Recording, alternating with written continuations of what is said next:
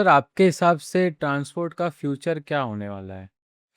देखिए, ट्रांसपोर्ट के फ्यूचर की बात करूं तो ये एक एसेंशियल थिंग है। जैसे कि हमको रोटी कपड़ा और मकान की हर इंसान को ज़रूरत पड़ती ही पड़ती है। और इंडिया की जो पॉपुलेशन है अभी 140 करोड़ प्लस हो चुकी है। चाइना को भी बीट कर चुका है पॉपुलेशन में। तो यहाँ जो एसेंशियल थिंग्स हैं वो तो सारी कंटिन्यूसली यूटिलाइज होती रहेंगी। जैसे फूड जरूरी है, वैसे ही ट्रांसपोर्ट भी जरूरी है। तो इसका जो फ्यूचर है वो काफ़ी आगे ब्राइट है। टेक्नोलॉजी में हो सकता है कि और थोड़ा सा एडवांस होने की जरूरत है। आज भी बहुत सारी ट्रांसपोर्ट एजेंसी हैं जो कि एक ट्रेडिशनल तरीके से ही काम कर रही हैं। बहुत सारी उसमें टेक्नोलॉजी का इस्तेमाल उतना नहीं कर रही हैं।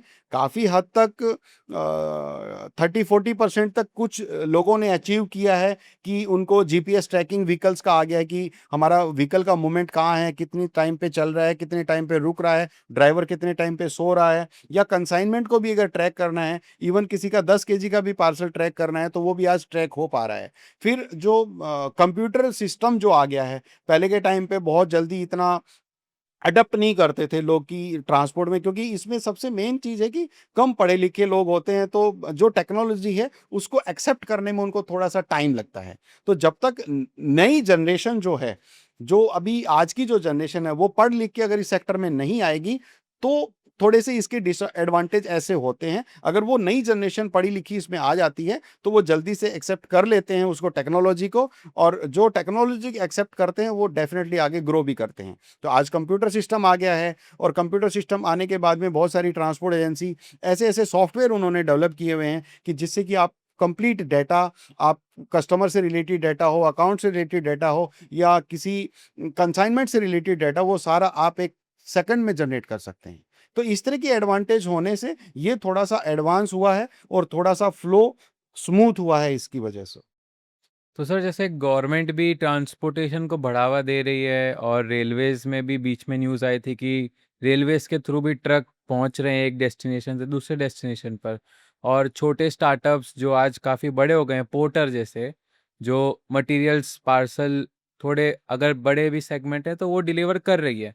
तो क्या वो चीज़ ट्रांसपोर्टेशन जो ओनर्स हैं उनको इफ़ेक्ट कर रही है कि उन्हें भी इनके साथ ढल के काम करना पड़ेगा?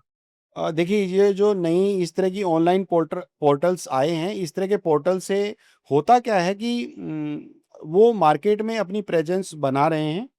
बहुत सारे कुछ कम रेट में भी काम कर रहे हैं। और इसका धीरे-धीरे पता चलेगा लोगों को कि ये एक अच्छी सर्विस है, ये बढ़िया पहल है वैसे तो।